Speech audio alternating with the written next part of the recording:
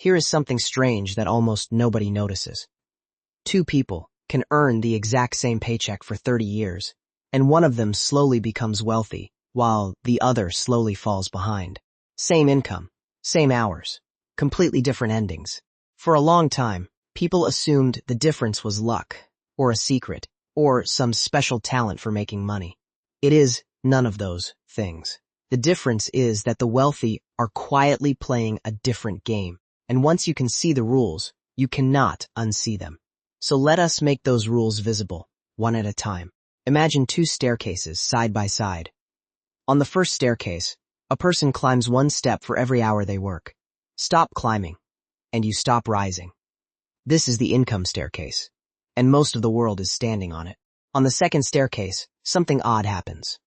The steps rise on their own, even while the person sleeps. This is the asset staircase, and the wealthy spend their whole lives trying to move from the first one to the second. It is not that they refuse to work. It is that they do not want their money to stop working the moment they do. To understand why this matters so much, we have to meet an invisible force that touches every single person watching this. We can picture it as a slow, rising tide, and its name is inflation. Every year, quietly, the water rises. Each unit of money buys a little less than it did before. A bill left in a drawer for a decade would have filled a shopping basket back then, far fuller than it can today.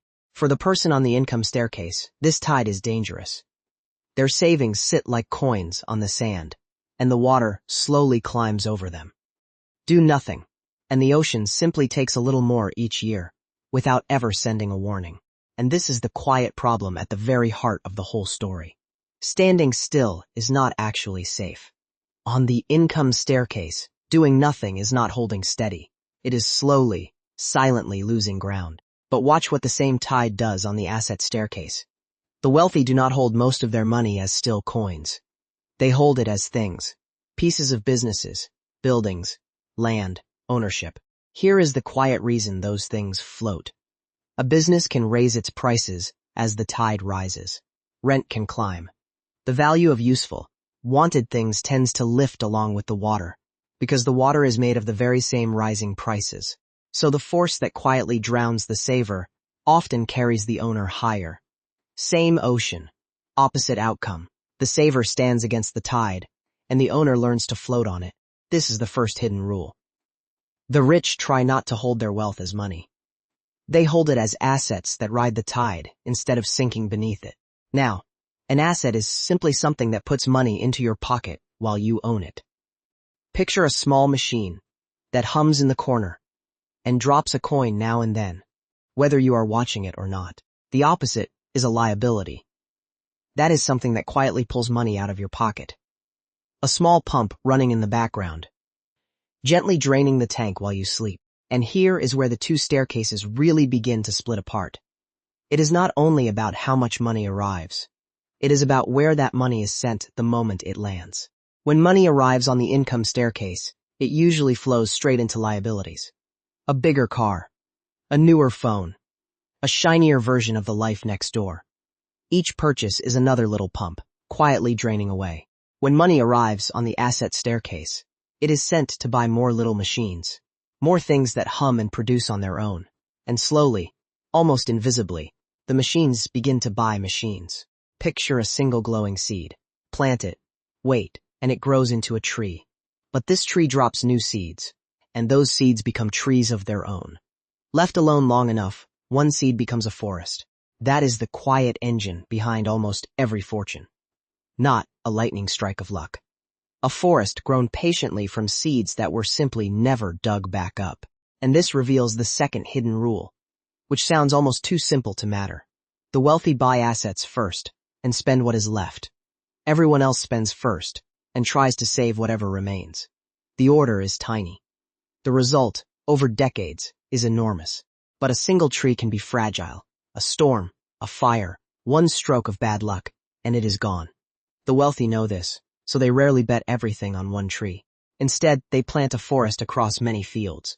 Small slices of many businesses, many kinds of assets, spread wide. If one tree falls, the forest still stands. This is the calm power of not needing any single thing to survive. Now the rich have another move, and this one feels backwards the very first time you see it. They use debt on purpose. Most people meet debt as a trap. A heavy weight chained to the ankle, dragging behind them, growing heavier with interest every month. And that is exactly what debt becomes when it is used to buy things that shrink in value. The wealthy flip the tool around. Instead of borrowing to buy things that fade, they borrow against things that grow. They take a loan using their assets as an anchor, then use that borrowed money to buy even more assets. Think of a strong tree with deep roots. You can hang a rope from its trunk and pull yourself up to a higher branch without ever cutting the tree down. The tree keeps growing. You simply reached higher using its strength. But notice, this rope is powerful and also sharp. Pull too hard on a young, thin tree, and you can tear it straight out of the ground. So the careful ones borrow gently and always leave slack for a storm. There is a second reason this move is so powerful, and it lives in a place most people never think to look. Taxes. Imagine 3 rivers, each carrying money, and each passing through a gate where a portion is taken along the way. The first river is ordinary income, the money earned by trading hours for pay. In most places, this river runs through the tallest gate, and the largest share is taken from it. The second river is money earned from assets held for a long time. In many systems, this river flows through a shorter gate, and a smaller share is taken as it passes. And the third path is the quietest of all. A farmer who never harvests a field is never taxed on that harvest. In the same way, wealth left to grow inside an asset is often not trimmed each year the way a paycheck is. And when the wealthy borrow against their assets instead of selling them, that borrowed money is frequently not treated as income at all. For that moment, it slips past the gate almost untouched. So notice the pattern. The person on the income staircase earns through the most heavily taxed river there is. The person on the asset staircase quietly arranges their life around the gentler ones. Same economy, very different currents. This is the third hidden rule. It is not only how much you make. It is which river your money travels through on the way to you. Now we reach the rule that secretly powers all the others. And it is the hardest one to sell, because it cannot be bought. It is time. Compounding is the slow magic, where growth builds on top of previous growth. A small snowball rolled down a long hill becomes enormous, not because it started large, but because it kept rolling, gathering more with every turn. And this is the surprising part. The final size of the snowball comes mostly from the length of the hill, not the size of the start. But compounding has one strict demand. It needs the snowball to keep rolling, undisturbed, for a very long time. The wealthy protect that hill fiercely. They think in decades, while the world around them thinks in weekends. The saver on the income staircase is often forced to dig up the seed just as it begins to sprout, pulled away by an emergency or a temptation. The owner on the asset staircase builds a buffer first, so the seed is almost never disturbed. And every so often, a great storm rolls across the entire forest at once, and prices fall everywhere. This is the moment that quietly separates the two staircases, more than any other. On the income staircase, fear takes the controls. The instinct screams to cut everything down and run before it gets worse. And so the trees are sold at the very bottom, right before the sky clears. On the asset staircase, the owner has seen storms before. They know the forest has always regrown. So they hold. And sometimes, while everyone else is fleeing, they calmly plant more seeds, because seeds are never cheaper than in a storm. Underneath all of this sits a quiet discipline, one that looks nothing like the picture of wealth we are usually sold. We tend to imagine the rich as loud, fast cars, shining watches, enormous houses. But a great deal of real, lasting wealth is silent. It looks ordinary on the outside, precisely because the money was sent to work, instead of to shine. Every time income rises, there is a fork in the road. One path spends the raise on a bigger life, so the outflow grows to match, and nothing really changes. The other path keeps life steady, and sends the raise off to buy more little machines. The first path is a treadmill. Run faster, and the belt speeds up to match.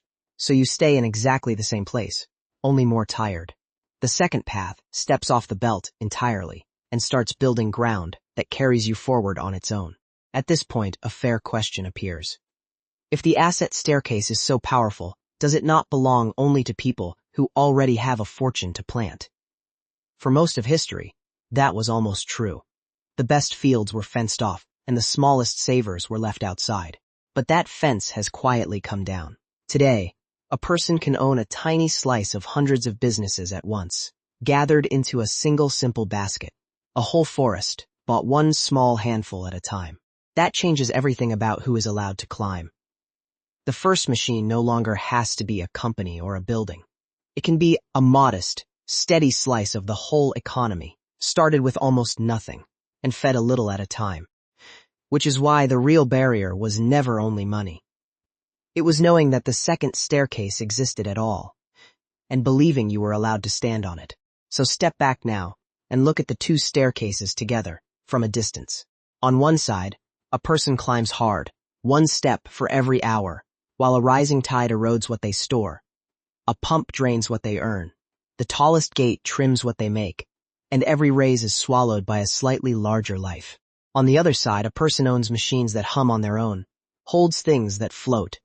When the tide rises, spreads a forest so no single storm can end them, borrows gently against their strength, guides their money through the softer gates, and protects a snowball rolling patiently down a very long hill.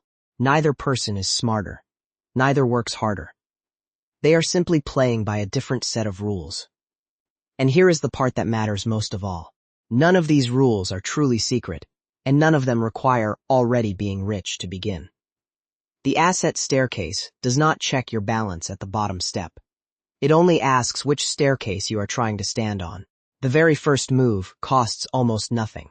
It is a shift in the question you ask when money lands in your hands. Not only, what can I buy, but also, what can I own that will quietly work for me long after today is forgotten. The person who becomes wealthy is often not the one who earned the most. It is the one who, again and again, sent their money out to grow instead of letting it slip away to disappear. The gap between the two staircases was never really about luck.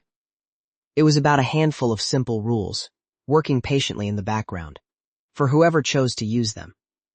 Which is why two identical paychecks can end in two completely different lives. So the next time a little money lands in your hands, you hold the very same choice the wealthy make, almost without thinking. You can send that money out to shine for a moment, or send it out to work for a lifetime. If seeing money this way was useful, subscribe and stay curious.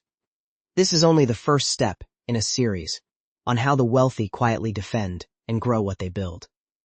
And let me know in the comments which of these rules surprised you the most.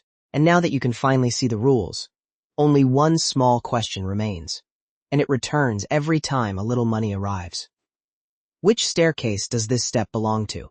Thanks for watching Early Birds Invest. If you enjoyed this story, subscribe for more animated videos about money, business, and investing. And remember, stay curious, stay early. I'll see you in the next one.